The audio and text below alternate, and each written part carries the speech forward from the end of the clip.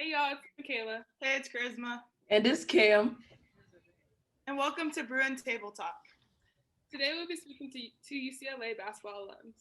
Our special guest, Jordin Canada and Kelli Hayes. Jordin Canada is a UCLA women's basketball alumni, class of 2018. During her career at UCLA, she led them to a WNIT championship, 2 Sweet 16s, and 1 Elite 8.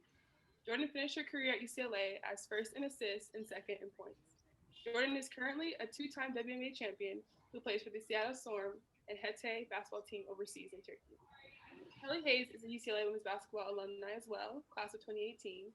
Alongside Jordin, she also helped lead UCLA to a WNIT championship, 2 Sweet 16s, and 1 Elite 8. Kelli was also a part of the Philippines national team and helped them lead to winning a gold medal of the SEA Games. Kelli is now finishing her graduate degree in education and is the co-founder and co-owner of Issa Cookie. Hey y'all, how y'all doing? Splendid. Happy to be here.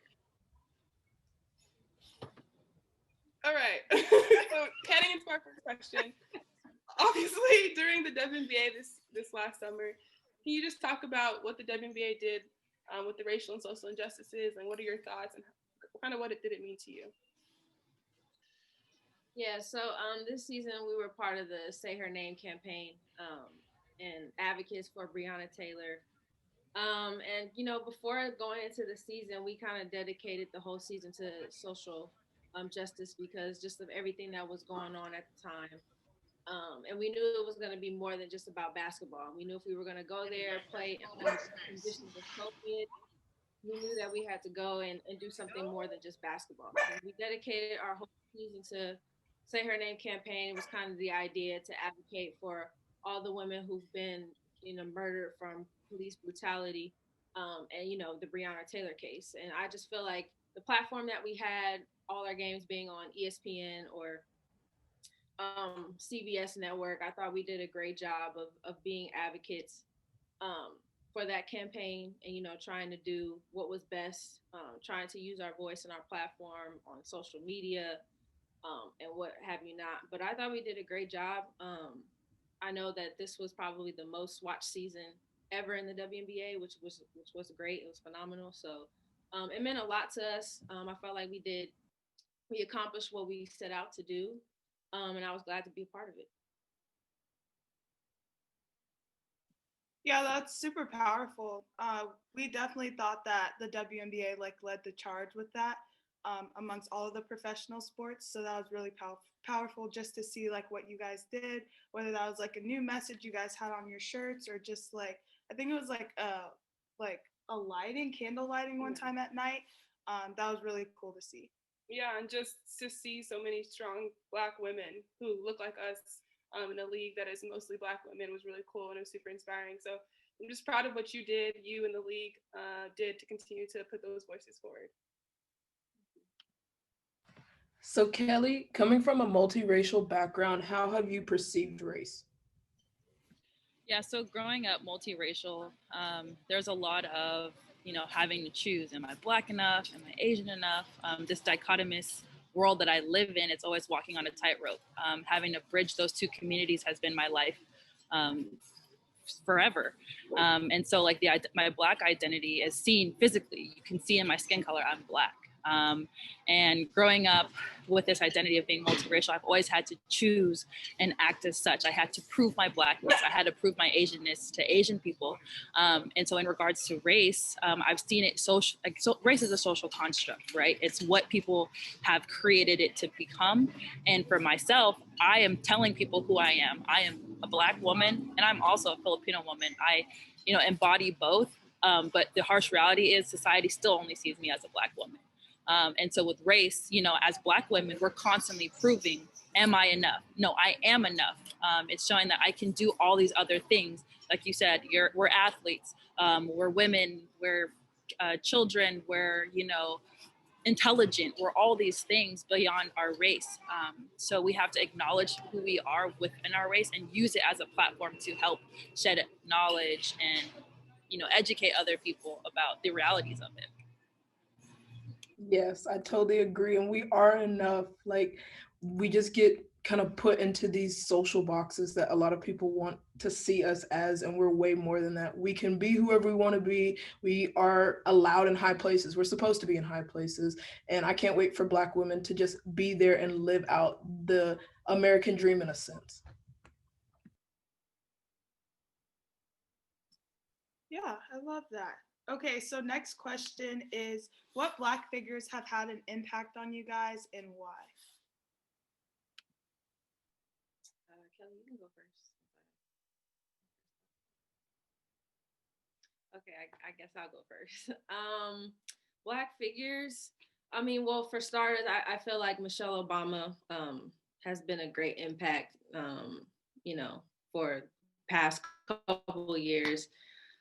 Just her starting at being a first lady, you know, in the office, just her being an advocate for Black women, and showing that, you know, Black women are enough. You know, we're strong, we're confident, and just giving back to the community, giving back to the youth, and letting them know that we have a choice. You don't really see Black figures like her in that spotlight often, and using it for, you know, a positive, going into a positive direction. And like I said, just giving back to the youth and knowing, seeing someone of that stature. And for young girls who see that can, you know, one day think, you know, I can be in her position. You know, I'm enough. If I just walk in my confidence and follow my dreams and do what I want to do. And just seeing someone of that nature is just really awesome to see in that light. And also, I would like to say, I know this is not really ideal. People don't really think about it, but honestly, Nipsey Hussle has been also a big impact to just what he has done for his community, trying to give back. And his main thing was just trying to invest in your community, and especially in Black communities. I think that's something that's truly important, pouring back into, you know, in your city and trying to invest in the youth and trying to build up your city, build up your Black community. And not a lot of people really do that. And the fact that he spoke to that in his songs, the way he carried out his actions, is just truly inspiring. So, you know, those have been the two people that have made an impact on my life. For me, I really thought about this question, and there isn't one specific person or a Black leader that I can think of, but the Black leaders I think of are the Black men and women that are CEOs of Fortune 500 companies, that are presidents of the United States and vice presidents of the United States. Black figures are head coaches for, you know, professional basketball teams and collegiate basketball teams. Black figures are leaders in any aspect, that lead younger Black people, and let them aspire to achieve and attain those goals. It's actually interesting. I learned this term in grad school. It's called aspirational motivation.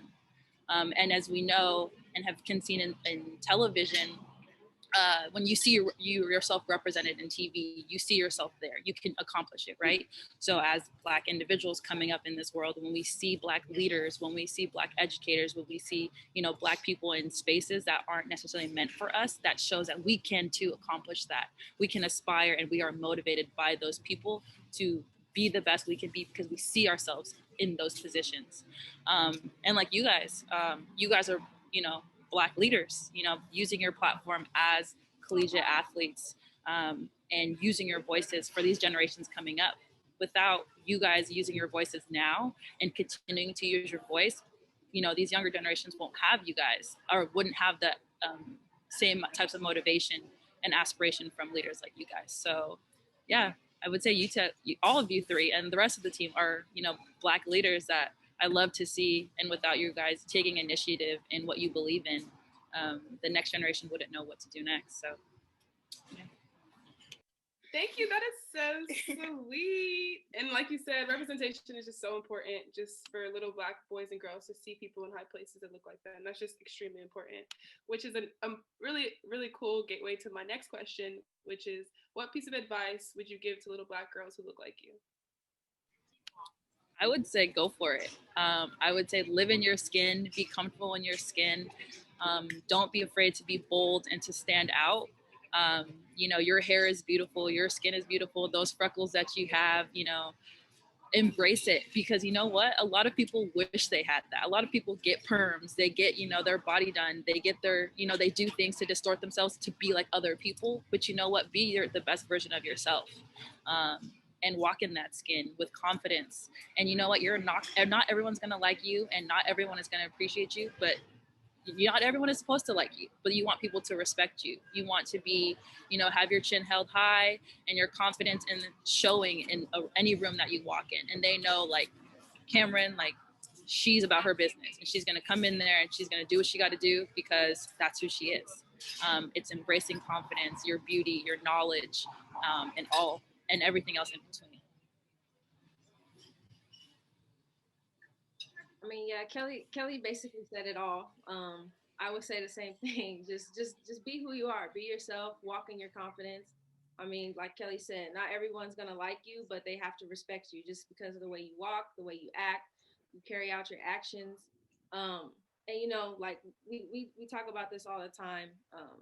You know, Black women are unprotected, we're overlooked, and we're underappreciated a lot. And so to know that is, you have to be extra confident in all that you do. No matter where you go, you walk into a room, you own that room. And you just be yourself. I mean, Kelli said it all, but I think that's the most important thing, is just to be yourself and walk in your confidence. I love that. I love that a lot, because I definitely wish that I heard that at a little age, because I tried to fit into the norms to be liked, and I kind of fell away from like loving being Black. Like now I'm unapologetically Black, love being a Black woman. I love my skin, my hair, everything about being Black is just absolutely great to me. So I definitely believe little Black girls need to hear that way more often, because I definitely think little Black girls and Black women in general, Black people in general, hear a lot more of like, that's what's wrong with you. You are Black. That's wrong. That's bad. Instead of being uplifted, like, no, Black is great. Black is beautiful. Black is strong. Black is whatever you want it to be. So I just love that.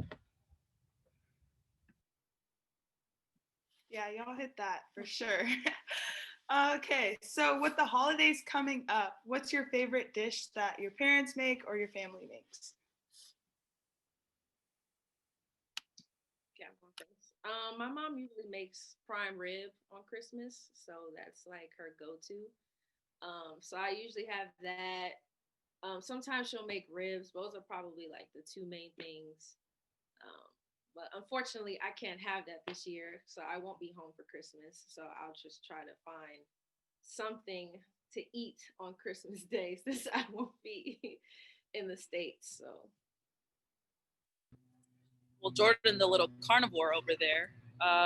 For me, I would say gumbo is my favorite thing to eat around the holidays. Like, my mom only makes it like once or twice a year, because Dungeness crab is really expensive. But gumbo, choir, you got Dungeness crab, shrimp, chicken, hot links, sausages, corn, all the things, all the juice, rice. Oh, so good. I can't wait. Carnivore, but you sit over there. But yours is like beef, like just a cow was slaughtered, and then, or a pig, and then that's what you use. Like, mine is like a Mod Podge of all the things. Like, it has seafood, it has poultry, you know. Yours is just meat. Like, can we get variety there, Jordin? Like, come on. No need to explain. No need to explain yourself. It's okay. But I'm not gonna sit here and name every single side. Yeah, but I wanted them to know like what's inside of gumbo, because some people may not know. You know? Go ahead. Like, I wanted to paint a picture for the audience. Thank you. I think you painted a great picture, Kelli, because so good. So good. And Jordin, I hope you find something to eat. Yeah. Fingers crossed. And Kelli, don't hate on Jordin like that. Jordin, my mom also does prime rib for Christmas. She's actually like literally dry aging her prime rib to cook for Christmas as well. But Kelli, I feel you on the gumbo. I have some gumbo in my freezer that's gonna be defrosted for Christmas. So I feel both of y'all. But don't hate on Jordin, carnivore. I can hate on Jordin. She's my best friend. So I'm gonna hate on her in front of everybody, behind her back. I'm consistent. So it's gonna happen. Not everybody. At least she's consistent. Yeah. Mm-hmm. That's very. Okay, our last question for the day is, what is y'all's favorite thing about Black culture just in general? My favorite thing is the impact that Black culture has on our culture and American society today, from, you know, lifestyle, fashion, music, food, swag, so to speak. Black culture has really embodied what, you know, people seek out to be. It's cool, right? And I love the influence that Black people have in the world that we live in. So it's like I said before, it's the confidence, it's the personality, it's all those encompassing things of being Black. And that's what I love about it, because we cool or whatever. I mean, Kelli said exactly what I was going to say. Just, you know, I mean, hey. Be original. Like, it is what it is. Like, we come up with almost everything that you see in American culture, basically, I mean, Black people have come up with. I mean, you see a lot of people that try to be like us in fashion, music, I don't want to say sports, but I mean, even sports, just the way that we carry ourselves. I mean, hey, let's just be honest here. I mean, that's the truth. Call a spade a spade. Right. So just the fact that we have such an impact on American culture, and it sucks that, you know, we get treated the way we do, but the fact that everyone in American culture just wants to walk, talk, be like us, says a lot. And hopefully in the future, things will continue to get better, grow, and change. But yeah, what Kelli said, I agree. Well, that brings us to the end of our Bruin Table Talk. I just want to thank Jordin and Kelli for joining us. It just really means a lot that you guys would take your time out of your day to come and spend time with us. Yeah, we appreciate you guys. It was really cool to just like get an insight on what you guys think. So thank you for that. Again, thank you so much for being here. And like always, go Bruins. Do it, Jordin. Do it for us up. Do the for us up. Baby.